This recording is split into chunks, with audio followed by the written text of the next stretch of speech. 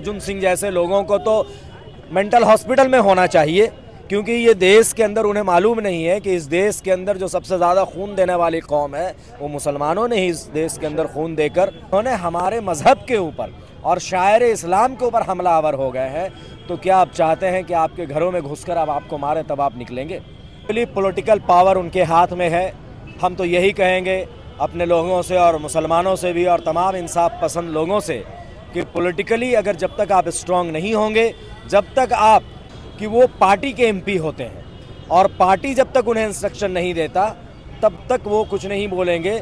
इसीलिए मैं ये कह रहा हूँ ये सेकुलर कहीं अनेक बाबरी मस्जिद जो है वो चाह रहे हैं, साथ ही साथ अजमेर शरीफ चाह रहे हैं। ये हिंदुस्तान का मुसलमान कभी नहीं मानेगा और ना मानने वाला है। तो वक़्फ़ में लिखा हुआ कि एक मुसलमान, क्योंकि वो जानता है नमाज कैसे पढ़ना है, वो जानता है तिलावत कैसे करना है, इसलिए उसको मस्जिद में रहना ज़रूरी है। उसी तरीके से हिंदू भाइयों को मालूम है कि वो अपना वेद और कुरान का प्रचार। बाबरी मस्जिद को लेकर के यहाँ पर एक चेन बना करके एहतजाज किया गया है। अगर ये 32 साल पहले होता तो शायद बाबरी मस्जिद हम लोग के हाथ से नहीं जाता।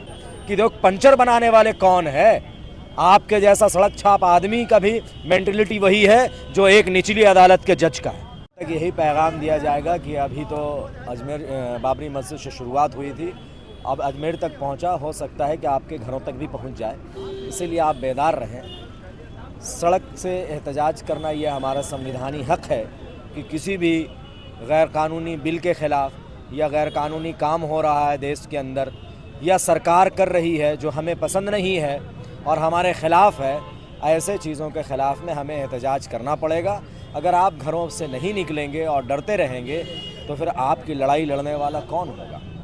आपकी लड़ाई खुद लड़नी पड़ेगी। हर एक की ज़िम्मेदारी है इस वक्त, क्योंकि पहले तो ये हमारे बच्चों को मारते थे, हमारे बहनों के सरों से इन्होंने दुपट्टे खींचने शुरू कर दिए, पहले दंगे फसाद करवा करके लोगों को मारते थे, अब तो इन्होंने हमारे मज़हब के ऊपर और शायर इस्लाम के ऊपर हमलावर हो गए हैं। तो क्या आप चाहते हैं कि आपके घरों में घुसकर अब आपको मारें तब आप निकलेंगे? इसीलिए निकलना ज़रूरी है। अगर नहीं निकलेंगे तो आपके आने वाली नस्लों को आपको जवाब देना पड़ेगा। पॉलिटिकल पावर उनके हाथ में है। हम तो यही कहेंगे अपने लोगों से और मुसलमानों से भी और तमाम इंसाफ पसंद लोगों से कि पॉलिटिकली अगर जब तक आप स्ट्रांग नहीं होंगे, जब तक आप उन जगहों पर अपने लोगों को नहीं भेजेंगे जहां कानूनें बनाई जाती हैं, संसद के अंदर अगर लोगों को नहीं भेजेंगे तब तक आप कामयाब नहीं होंगे। अभी सड़कों पर उतर रहे हैं क्योंकि आप संसद में नहीं हैं। इसके साथ साथ आप अगर संसद की भी तैयारी कर लें और कम से कम 50-100 एमपीज़ को अगर आपने पार्लियामेंट के अंदर भेज दिया तो उम्मीद है कि इस मुल्क के अंदर मुल्क के हालात बदलेंगे और इंसाफ का बोलबाला होगा। वर्तमान एमपी को आप किस नज़रिए से देखते हैं वो मैं नहीं जानता, लेकिन मैं इस नज़रिए से देखता हूँ कि वो पार्टी के एमपी होते हैं और पार्टी जब तक उन्हें इंस्ट्रक्शन नहीं देता तब तक वो कुछ नहीं बोलेंगे। इसीलिए मैं ये कह रहा हूँ ये सेकुलर कही जाने वाली पार्टियों से थोड़ा सा दूरी बनाए, इनके ऊपर भरोसा रखें लेकिन उतना नहीं जितना कि रखना चाहिए, उससे कुछ कमी भरोसा रखें और अपने लोगों को मजबूत करें। माइनॉरिटी के लोग जब कुछ भी बयान देते हैं तो उन पे एनएसए यूपी लग जाता है, लेकिन अभी देखा जा रहा है कि नफरत अंगेज फैलाने वाले जो लोग हैं नफरत फैला रहे हैं। खासकर अर्जुन सिंह ने कहा है कि मुस्लिम समुदाय में पंचर बनाने वाला और प्रोफेसर दोनों एक ही सोच विचारधारा का मौका मिलेगा तो अभी गर्दन इससे तो कोई कारोबार ना करें, इनसे कोई ताल्लुकात ना रखें। इससे तो उनके मानसिकता का पता चलता है। अर्जुन सिंह जैसे लोगों को तो मेंटल हॉस्पिटल में होना चाहिए, क्योंकि ये देश के अंदर उन्हें मालूम नहीं है कि इस देश के अंदर जो सबसे ज़्यादा खून देने वाली कौम है वो मुसलमानों ने ही इस देश के अंदर खून देकर इस मुल्क को सींचा था। इस मुल्क के मिट्टी को कहीं भी उठाकर कहीं से भी निचोड़ लो या हमारे बुज़ुर्गों के खून के कतरे नज़र आएंगे आपको। तो उन जजों के ऊपर हैरत लगता है जो जज हर रात बैठ करके कोर्ट के अंदर जो इंसाफ के कुर्सी के ऊपर बैठे हुए हैं वो बगैर किसी सबूत के कोई भी एक पिटीशन दायर कर दे रहा है कि भाई इस मस्जिद के नीचे मंदिर है या इस दरगाह के नीचे मंदिर है, और वो कोर्ट उस पिटीशन को एक्सेप्ट कर ले रहा और सर्वे का ऑर्डर दे रहा। हैरत होता है ऐसे मानसिकता के लोगों को। ये कौन सा व्हाट्सएप यूनिवर्सिटी से पढ़ करके आए हैं जो जज बने हैं? अर्जुन सिंह के लिए यही मैसेज है कि देखो पंचर बनाने वाले कौन है? आपके जैसा सड़क छाप आदमी का भी मेंटलिटी वही है जो एक निचली अदालत के जज का है। देखिए ऐसा है कि 6 दिसंबर के लेके मुसलमान प्रोटेस्ट में नहीं उतर रहा था। मैं आपको कहूं कि 6 दिसंबर का मुसलमान जो है वो अपने दिल में एक पत्थर रख करके इस बात को मान लिया था कि अगर सरकार चाह रही है, अगर कानून के ज़रिए से अगर कोई फ़ैसला हो तो वो हम लोग मानने को तैयार हैं। मगर ऐसा नहीं हुआ। कानून को बालाताक रखते हुए फैसला दिया गया, सिर्फ एक सेंटीमेंट को लेकर के फैसला दिया गया।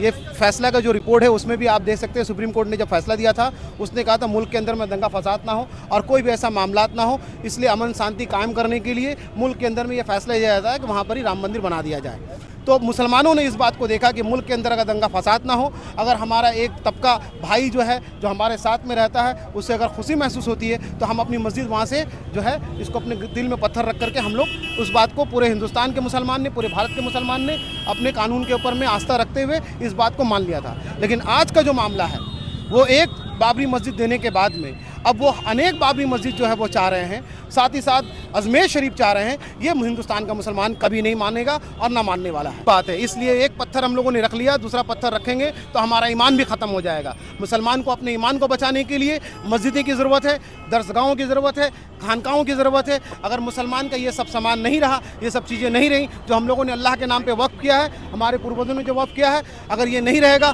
तो हमारा ईमान भी आस्ते आस्ते ख़त्म हो जाएगा। ये दूसरा स्पेन बनाने के लिए पूरी तैयारी हो रही है मुल्क भारत के अंदर में, जबकि भारत का संविधान आर्टिकल 25 हम लोगों को ये इजाज़त देता है कि हम अपने संविधान को मानते हुए, अपने भारत के कानून को मानते हुए, कानून के तहत हम अपने मुल्क के अंदर में अपना धर्म का जो है प्रचार भी कर सकते हैं और अपने धर्म का हम लोग अपने पालन भी कर सकते हैं। उसी तरीके से आर्टिकल 26 भी हमें ये इजाज़त देता है कि माइनॉरिटीज़ हो या किसी भी मजहब के लोग हों वो अपना दरसगाह बना सकते हैं, मस्जिदें बना सकते हैं, मंदिरें बना सकते हैं, तमाम चीज़ बना सकते हैं। आर्टिकल 29 हर माइनॉरिटीज़ को, चाहे वो दलित हो, आदिवासी हो, मुसलमान हो, चाहे सिख भाई हो या ईसाई भाई हो, वो अपना अपना जो है इंस्टीट्यूट को बना करके अपने कानून के तहत रह करके, अपना एक कानून बना करके मुल्क के संविधान के अंदर रह करके उसको चला सकते हैं। जिस तरीके से आज पूरे भारत के अंदर में आप देख रहे हैं, चाहे वो गुरुद्वारा हो, चाहे चर्च हो, चाहे मस्जिदें हो, मदरसा हो, यहाँ पर तमाम लोगों का, यहाँ तक हिंदू भाइयों का भी अपना खुद का हिंदू इंडोमेंट एक्ट है, जहाँ पर वो लोग खुद अपना मजहब का प्रचार और प्रसार करते हैं। उनके लोग वहाँ पर रहते हैं और उनके कानून में भी लिखा हुआ है, जिस तरीके से वक़्फ़ में लिखा हुआ कि एक मुसलमान, क्योंकि वो जानता है नमाज कैसे पढ़ना है, वो जानता है तिलावत कैसे करना है, इसलिए उसको मस्जिद में रहना ज़रूरी है। उसी तरीके से हिंदू भाइयों को मालूम है कि वो अपना वेद और कुरान का प्रचार किस तरीके से करेंगे, उनको मंदिर में रहना ज़रूरी है। उसी तरीके से एक गुरुपंथ को जो है जानने वाले लोग जो है गुरुद्वारा में रहना ज़रूरी है, कि बाइबल को जानने वाले लोग, क्रिश्चियन भाई जो है उनको अपना चर्च में रहना ज़रूरी है। तो मुसलमानों का पूरा हक है जो संविधान हमें हक दे रहा है, लेकिन ये हक हमसे छीना जा रहा है, संविधान को वायलेशन किया जा रहा है, इसलिए मुसलमान सड़कों पे निकला हुआ है। बिस्मिल्लाहिर्रहमानिर्रहीम। खुद ही को कर बुलंद इतना हर तकदीर से पहले, खुदा बंदे से खुद पूछे बता तेरी रज़ा क्या है। आज मामला अजमेर का हो या मस्जिद का हो, आज आने का सबसे बड़ा हम जो बात समझते हैं कि हम लोगों ने अपने अंदर इत्तेहाद को खो दिया है। आज इत्तेहाद हम लोग के अंदर में रहता तो शायद बाबरी मस्जिद भी हम लोग के हाथ से नहीं जाता। 32 साल बाद आज पहली बार राजा बाज़ार के मोड़ पर बाबरी मस्जिद को लेकर के यहाँ पर एक चेन बना करके एहतजाज किया गया है। अगर ये 32 साल पहले होता तो शायद बाबरी मस्जिद हम लोग के हाथ से नहीं जाता। उन्होंने तो मौका दिया है। बाबरी मस्जिद जब ये काम हुआ, बाबरी मस्जिद 1992 6 दिसंबर को, ये हम लोगों ने मौका दिया है। ये लोग मौके के तलाश में था, मौका इन लोगों को मिलता गया, इन लोग अपना एक से एक पर एक इशू इन लोग अपना चलाता चला गया। कभी संभल हो, कभी ज्ञानवापी हो, कभी अजमेर हो, और ये आने वाले दिन में आप देखेंगे कि हिंदुस्तान के तमाम स्टेट में कहीं ना कहीं हर जगह पर ये लोग अपना इसी तरीके से मंसूबा ये लोग बनाएंगे और मुसलमानों को परेशान और हरासा किया जाएगा। मस्जिद में सर्वे किया जा रहा है, कभी सीढ़ियों के नीचे मंदिर, कभी जामे मस्जिद में, कभी अजमेर में, तो कब तक ये चलता रहेगा? आज हम यही कह रहे हैं, आपको फिर यही बात दोहराना चाहेंगे कि हम लोग जब तक मुत्तहिद नहीं होंगे तब तक ये लोग अपने मंसूबे में तमाम फ़िरक़ों के बलाए ताक रख करके आप लोग एक जगह हो, मुत्तहिद हो, ताकि हम हर वो लड़ाई एक साथ होकर के हम लोग लड़ें। और ये तमाम चीज़ को हम लोग जो हम आने वाले दिन में जो प्रोग्राम लोग ले रहे हैं, इससे हम लोग मैसेज यही देंगे कि हम लोग मुत्तहिद होकर के इस प्रोग्राम